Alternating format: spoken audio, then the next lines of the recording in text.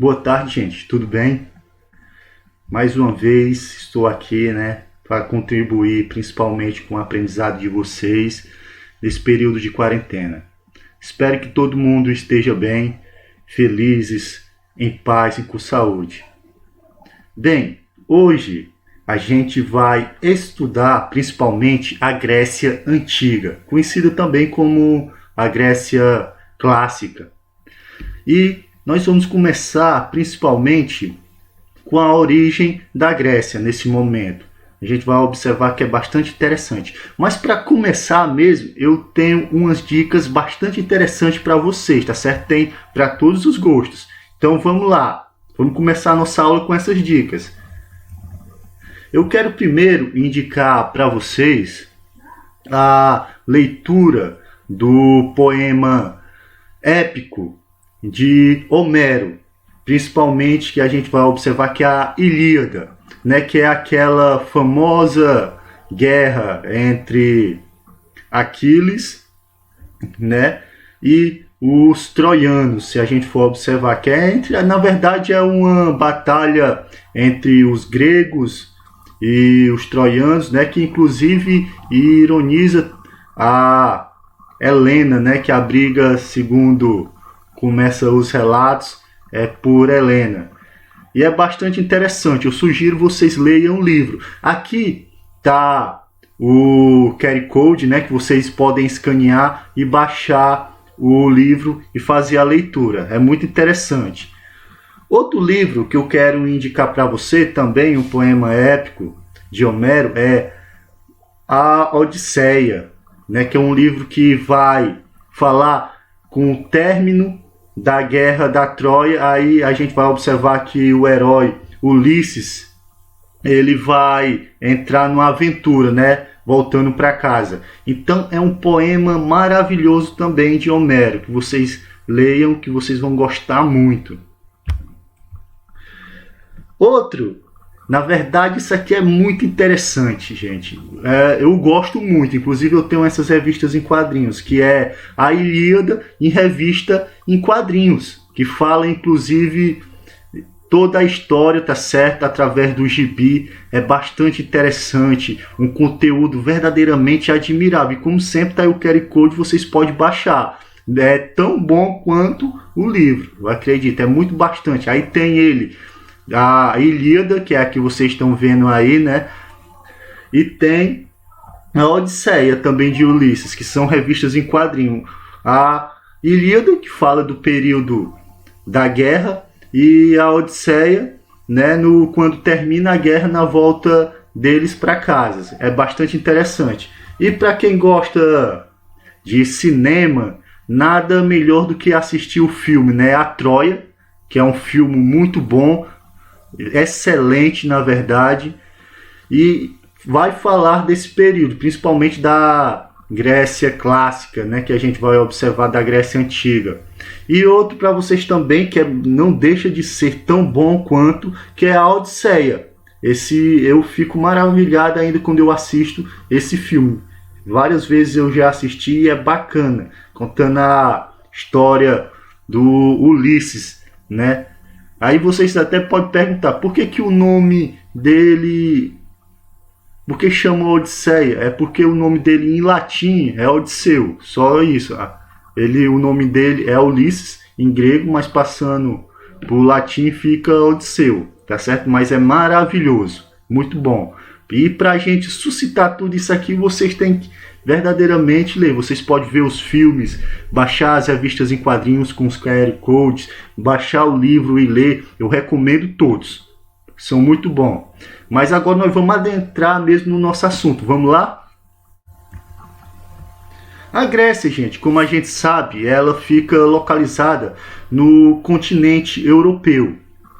E aí a gente vai observar que a Grécia, se vocês podem observar, é essa que está no mapa do lado direito aí de vocês, né? Que é a Península Balcânica, onde que fica a atual Grécia, né? Que fica na Europa.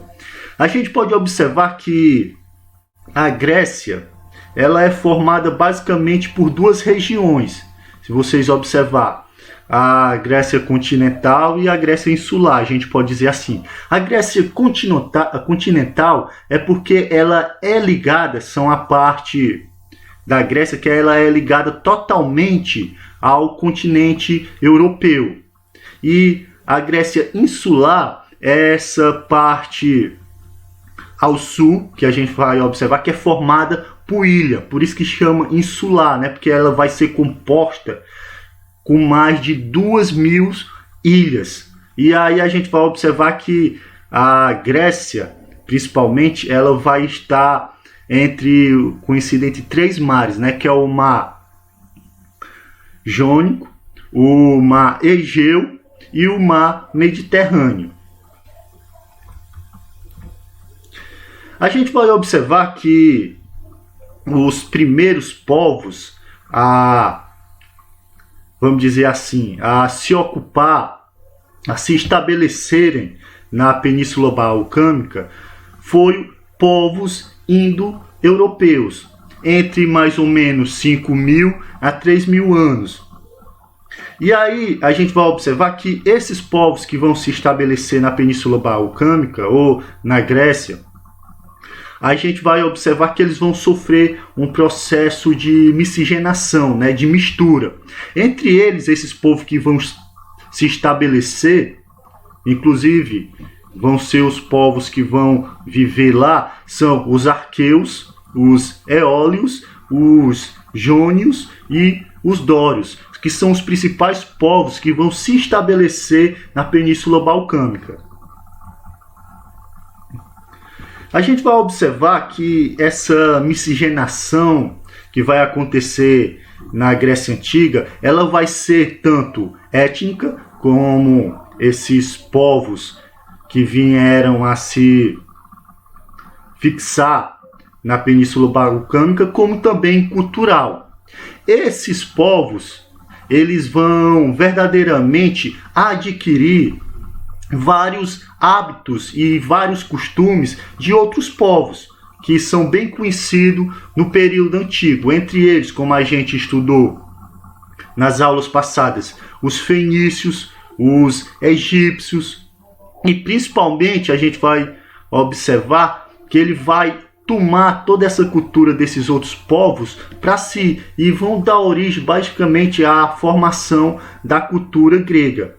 E aí a gente vai observar que também os gregos, ainda de serem influenciados pelos fenícios e os egípcios, eles também vão ter uma forte influência da civilização minoica. Qual é essa civilização, professor?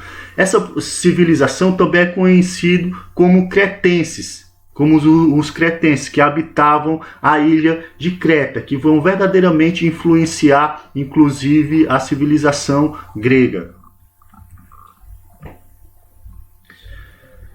A civilização cretense, né, que habitava na ilha de Creta, eles vão ser verdadeiramente influenciados, principalmente porque eles vão ter, por exemplo, no ano de 2500 a.C., a gente vai observar que a Creta era uma civilização bastante evoluída. Principalmente nas cidades, ela já tinha uma paisagem urbana bem complexa. Por exemplo, tinha residências que eram feitas de pedras e tijolos. Os artesãos cretenses, eles eram muito habilidosos, inclusive fabricando joias, artefato de metal.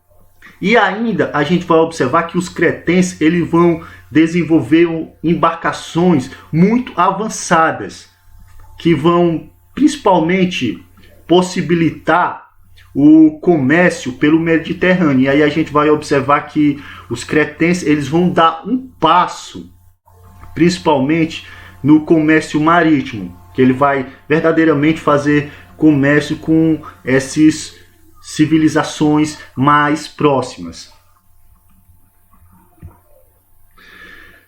Devido à atividade comercial, os cretenses, eles vão aprender várias culturas, ele vai sofrer inclusive um processo de aculturamento, né? E eles vão aprender a cultura, por exemplo, dos mesopotâmios. Dos mesopotâmios eles vão aprender a trabalhar o bronze.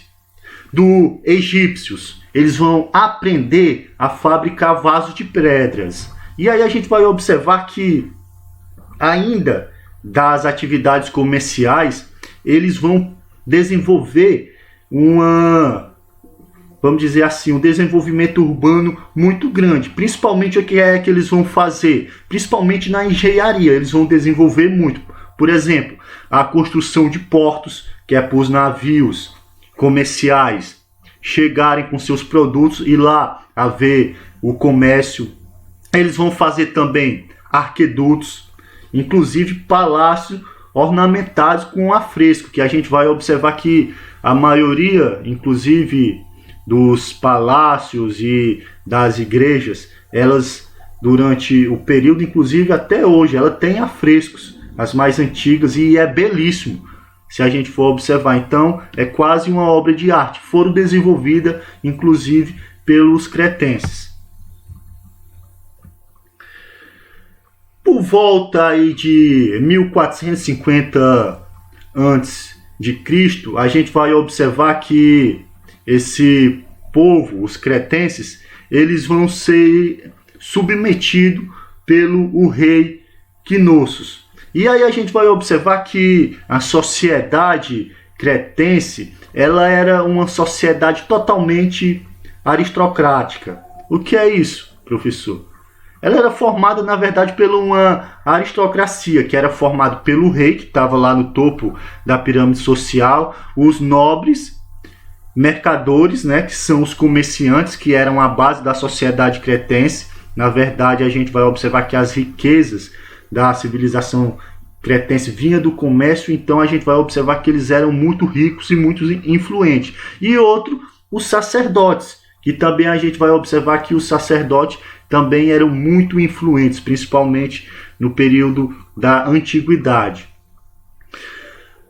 Já na classe, no meio da pirâmide social, a gente vai observar que vinham os artesãos, que iam trabalhar nas artes fazendo joias, vasos.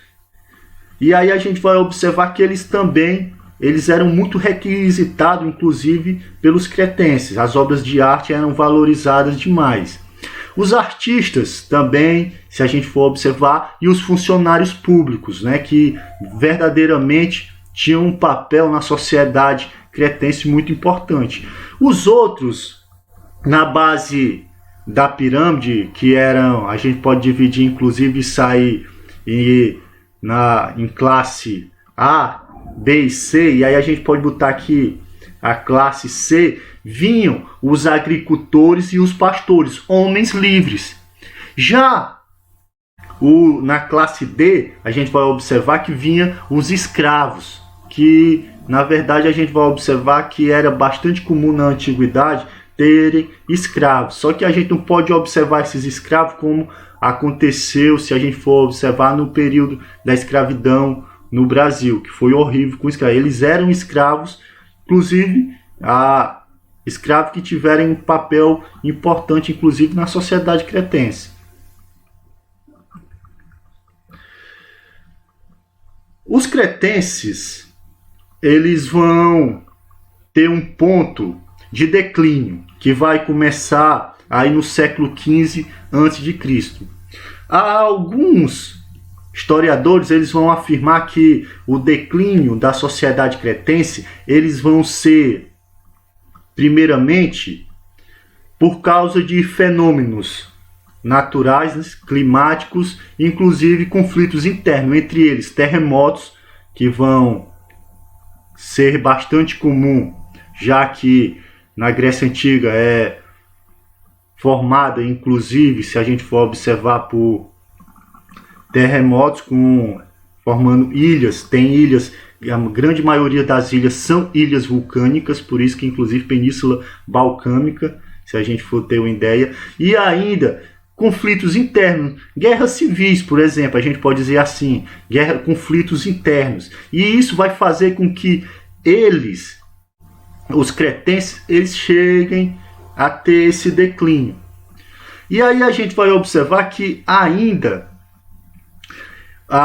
nesse período, os cretenses eles vão sofrer vários ataques, principalmente dos arqueus, que eles vão dominar e fazer colônias no Mar Egeu, em todo o Mar Egeu. Então próprio Creta, ele vai virar uma colônia dos arqueus.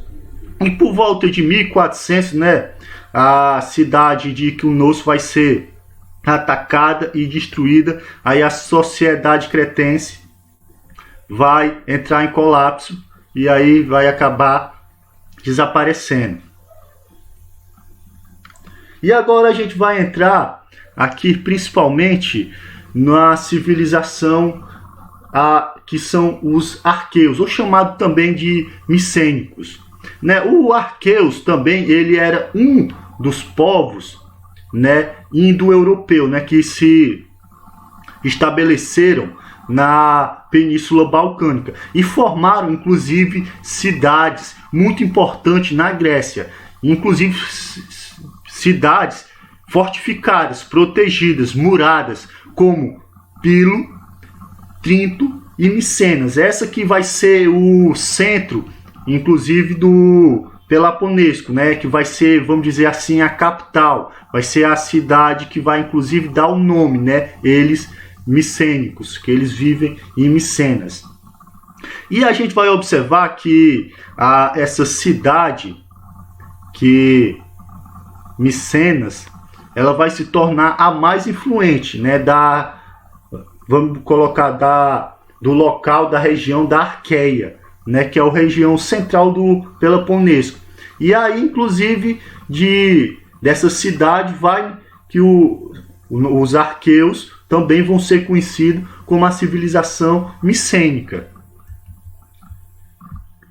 Os arqueus, assim como os cretenses, eles sofreram um processo de aculturação dos fenícios, dos egípcios, dos mesopotâmios. A gente vai observar que os arqueus também vai ter um processo de aculturação, um intercâmbio.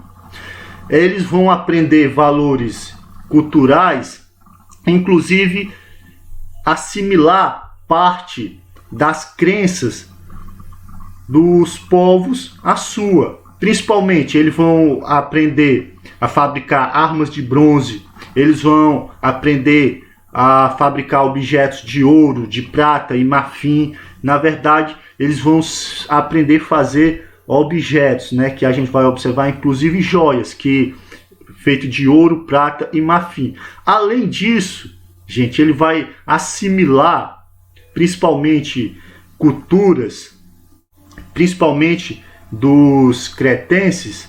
Eles vão a prática agrícola, eles vão aprender a agricultura, técnicas de agricultura de outros povos, e principalmente dos cretenses eles vão aprender as técnicas de navegação. E aí é que eles vão, principalmente ali depois dos cretenses, eles vão dominar basicamente o comércio marítimo.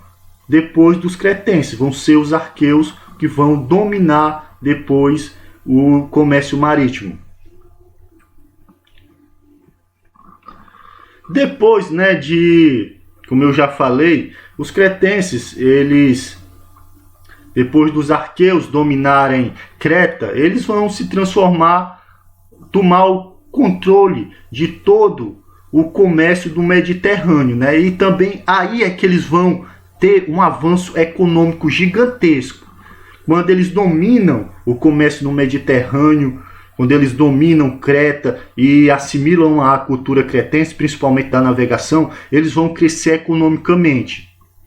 E aí, em 1200 a.C., a gente vai observar que os arqueus eles vão travar, inclusive, uma guerra com os troianos. Aí por isso que, inclusive, eu indiquei aquele livros para vocês do período homérico, de Homero, que é nesse período onde os arqueus eles vão entrar em conflito com os troianos. Por quê? Claro que no livro A Ilíada, por exemplo, ele vai dizer que um dos principais motivos é o sequestro de Helena, né? Que Helena é sequestrada, a esposa de Menelaus, e eles vão lá recuperar. Mas na verdade o conflito entre os arqueus e os troianos, porque tanto os arqueus como os troianos, eles eram povos com comércio marítimo. E Troia também tinha portos, por exemplo, era uma cidade que cresceu gigantescamente através do comércio marítimo. E dominando a Troia, os arqueus iam dominar parte totalmente do comércio marítimo conhecido no mundo nesse período. A Troia, gente, segundo alguns historiadores, eles ficam na Ásia Menor, na atual Turquia, na verdade. A Troia era localizada lá, segundo alguns historiadores. Claro que Troia não era tão gigantesca como vai ser no filme. Ela vai ser bem diferente. Ela vai ser um pouco mais pequena, não vai ter tantos avanços, mas elas vão ser uma cidade também fortificada também, porque vivem do comércio. E ela vai ser totalmente eternizada, né? As obras como a obra de Homero, a Ilíada e a Odisseia, que vão falar desse período da guerra entre os arqueus e os troianos, que a gente vai observar que vai ser bastante influente, inclusive na sociedade micênica, né? A sociedade micênica, ela vai entrar em declínio também no seu território. E aí o seu território vai ser ocupado por outro, que vão ser os dórios, que também vão ser outros povos indo-europeus. E aí a gente vai observar que é tipo um efeito dominó, né? Os cretenses tinham uma cultura gigantesca, influenciou vários outros, aí veio os arqueus, dominaram os cretenses. E agora a gente vai observar que depois da grande importância dos arqueus, os dórios vão dominar os arqueus e aí vão introduzir sua cultura e seu poder agora na Península Balcânica. Os dórios. Os dórios, gente, eles também são um povo que habitou e exerceu principalmente a supremacia no Peloponeso entre o século 12 a.C. e o século 8 a.C. E eles, na verdade, vão dominar pela força a região da Grécia, né? Na verdade, eles vão utilizar as forças militares. E aí eles vão invadir os outros povos que habitavam a Grécia e vão saquear, na verdade. E aí o que é que vai acontecer? Eles, os dórios, eles vão acabar, segundo alguns historiadores, inclusive nesse período, vai ser, vamos dizer assim, um período de trevas, onde vai desaparecer, por exemplo, as técnicas de artesanato vão desaparecer, a escrita vai desaparecer. Alguns vão dizer que esse período é o período de trevas, né? Porque os dórios, ele é um povo guerreiro, né? Um povo que conhece a guerra. Então, as artes e a escrita não era tão importante para um povo que era basicamente guerreiro. Outros, a gente vai observar que a população que não fugiram das invasões dos dórios, eles vão ser escravizados, ou então vão fazer aliança. E o que é que vai acontecer com eles, professor? Eles vão se tornar subalternos, né? Quase escravos, um servo. E aí a gente vai observar que nos dórios, eles vão dominar vários outros povos, né? Vários outros povos que existiam na região vão ficar sob o domínio dos dórios. Claro que existem outros povos que vão permanecer, né? Que vão ter domínios também na Grécia Antiga. E um deles é o povo né, os jônios, que ficavam na Ática, né, a Ática povoada pelo jônico, que eles vão permanecer livres, claro, mas a gente vai observar que, contudo, os dórios eles tiveram a supremacia do Peloponeso, que eles dominaram verdadeiramente a região.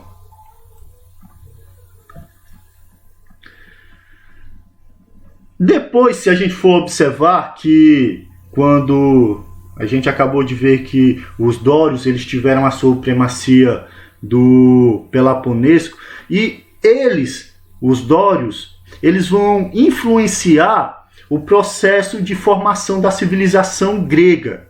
E aí a gente vai observar que a aculturação de vários povos que ocupavam a Península Balcânica vai acontecer. E aí vai acontecer o processo de civilização, né, que vai começar, a partir dos dórios, a se organizar uma sociedade grega, principalmente formando núcleos urbanos.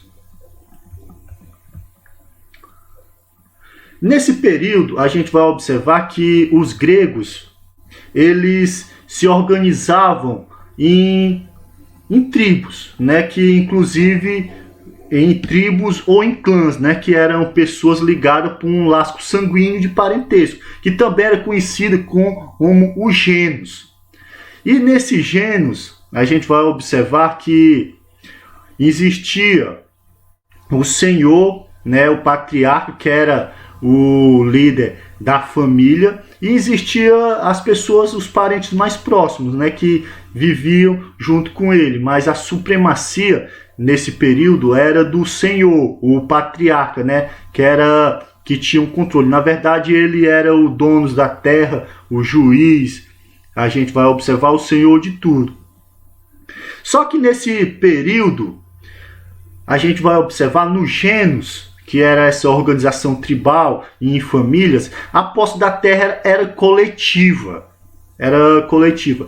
Mesmo tendo um chefe tribal, o chefe tribal, o mais forte, né, que se destacava na guerra entre essas tribos, entre esses gêneros, ele ia se tornar rei. E aí, dessa forma é que vai formar pequenos reinos, é que vão surgir nesse período as cidades-estados, né, que elas vão ser independentes entre si, elas vão ser autônomas, elas não vão ter um governo próprio, né? Cada cidade-estado, se a gente for observar, vai ter o seu próprio governo, o seu próprio rei. E aí a gente vai observar que tudo vai começar com essa forma de organização, né? Uma forma tribal, uma forma de família, onde a posse da terra era coletiva. Claro que existia um senhor lá que era o patriarca, que ele era o senhor, o chefe, né, o juiz de tudo lá, mas a gente vai observar que a posse nesse período era coletiva. Basicamente, a gente vai observar que nesse período não existia desigualdade social, já que a posse da terra era coletiva, eles trabalhavam junto em famílias, em tribos, não existia uma desigualdade social. Já, gente, com a formação já estava sendo inserida, já estavam sendo construídos pequenos reinos na civilização grega, a gente vai observar que vai acontecer o crescimento da população. E aí, com o crescimento da população, vai existir alguns problemas sociais que vão gerar outros problemas. Por exemplo, a escassez de terra fértil. A gente vai observar que é um problema, já que a civilização grega, se a gente for observar nos gêneros, vivia da agricultura. E ainda, neste período, a gente vai observar que existiam técnicas rudimentares. Quer dizer, a produção agrícola, com o crescimento da população, acabou se tornando insuficiente.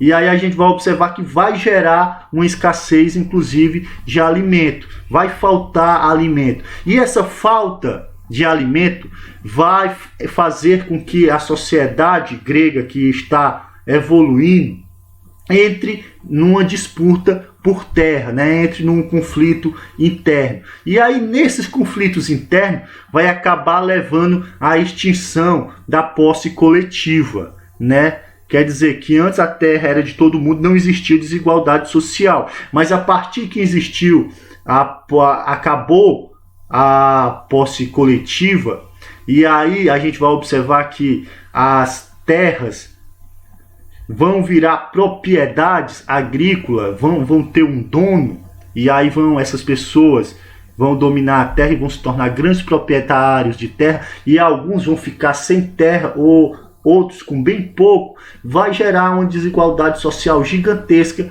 na civilização grega, logo no princípio de sua formação.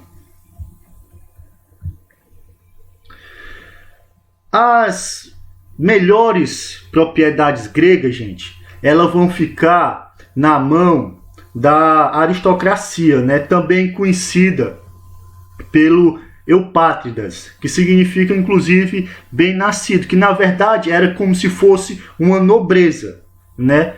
Então a gente vai observar que as maiorias da terra ficou na mão, principalmente as maioria das terras, e as melhores vão ficar na mão de um pequeno grupo, que a gente pode até dizer que é uma oligarquia, né? É de poucas pessoas.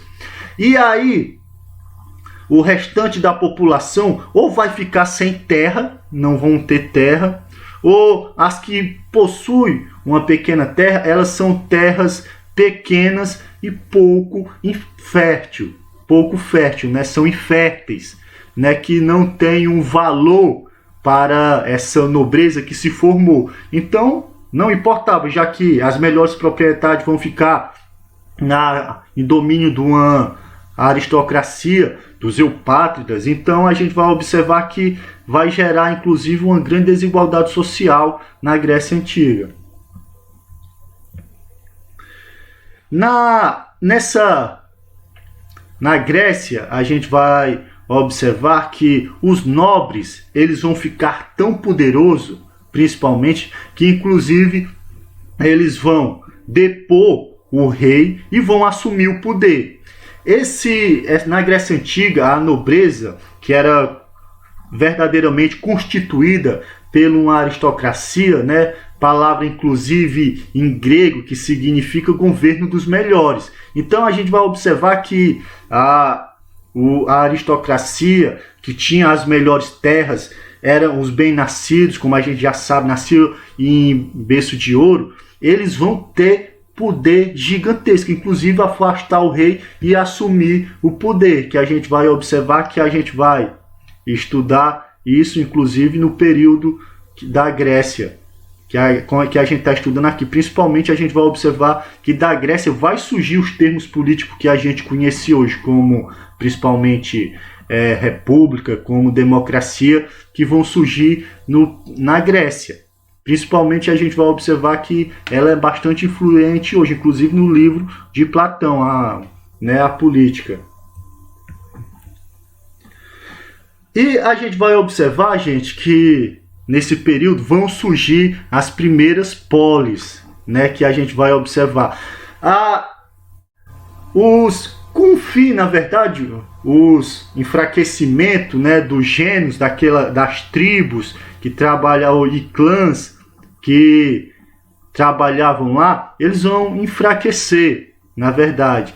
E aí o que é que vai acontecer? Ao mesmo tempo do enfraquecimento dos gênios, a gente vai observar que surgiu também uma necessidade de se defender de ataques inimigos, inclusive de outros povos. E aí o que é que vai acontecer?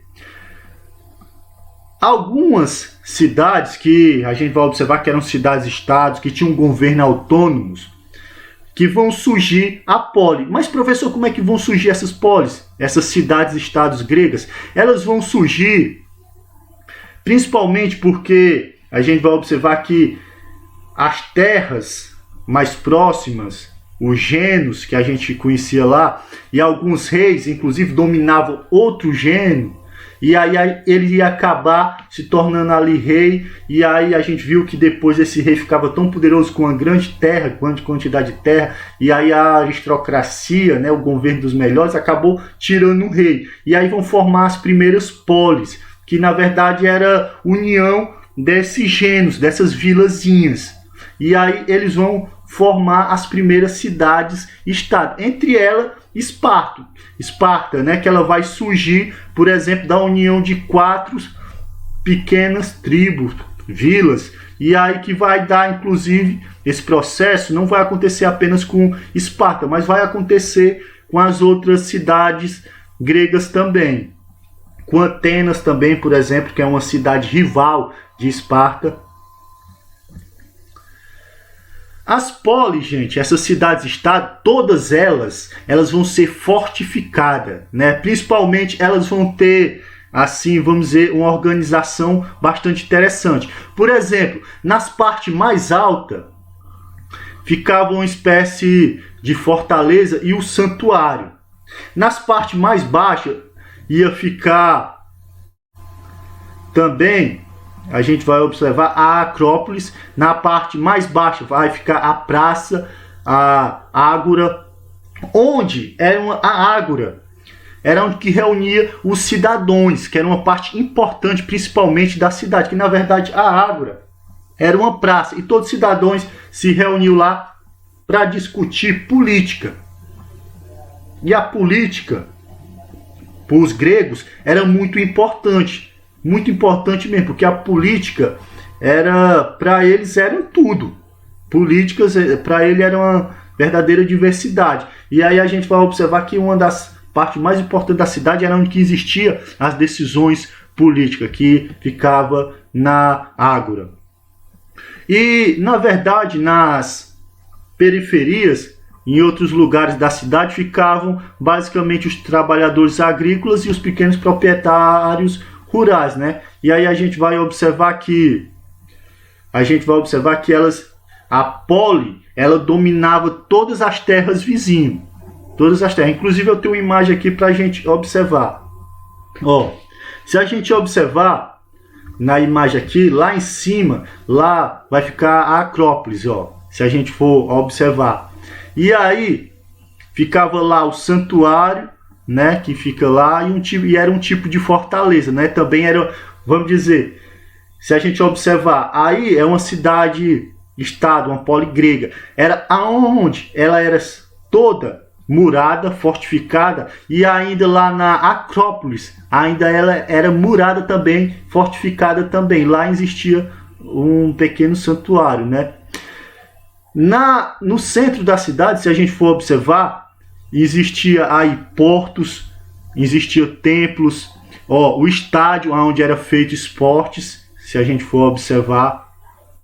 E aí, no meio da praça, como vocês estão vendo aí, identifica aí a Ágora. Era aí onde que acontecia, era o centro mais importante da cidade, era o centro político, era a praça, a Ágora, onde que eles tinham as decisões políticas. E aí, como a gente observou lá, toda fora do muro, se vocês observarem, existem plantações, onde que ficavam principalmente os trabalhadores rurais e pequenos proprietários de terra. E todas essas terras ao redor da poli grega era parte fundamental da cidade. As terras que estão aí produtivas, essas terras férteis, faziam parte também da cidade.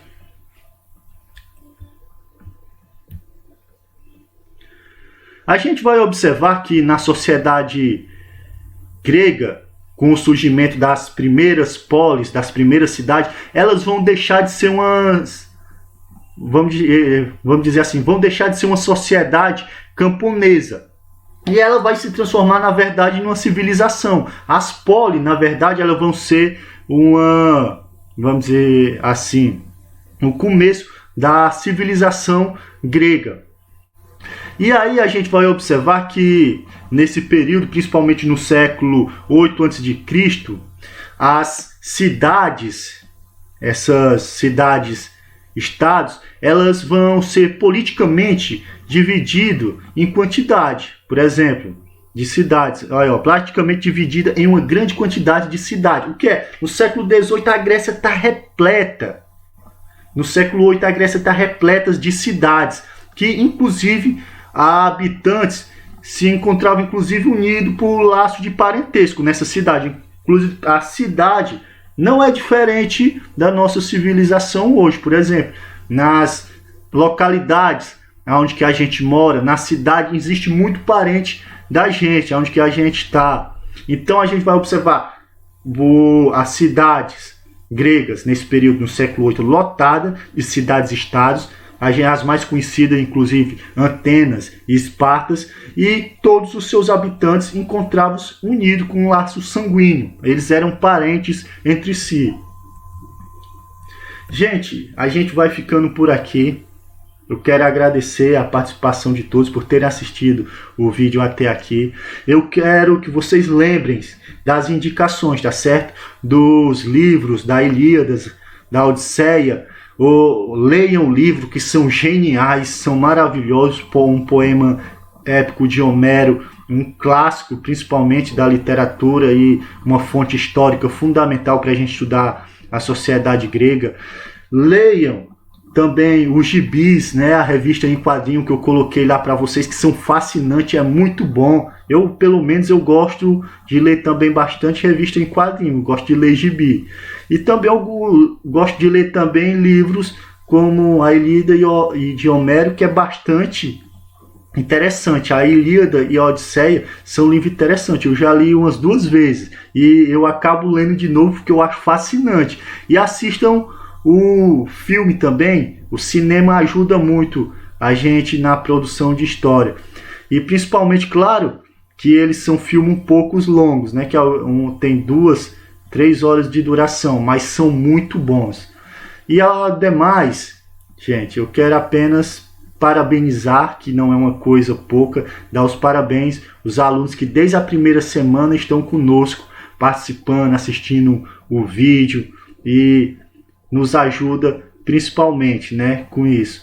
E verdadeiramente eu estou fazendo o meu melhor para vocês, principalmente porque como professor eu amo a educação, eu gosto muito da escola onde que eu trabalho e gosto muito de vocês, meus alunos, tá certo? Então vamos estudar, vamos ver os vídeos.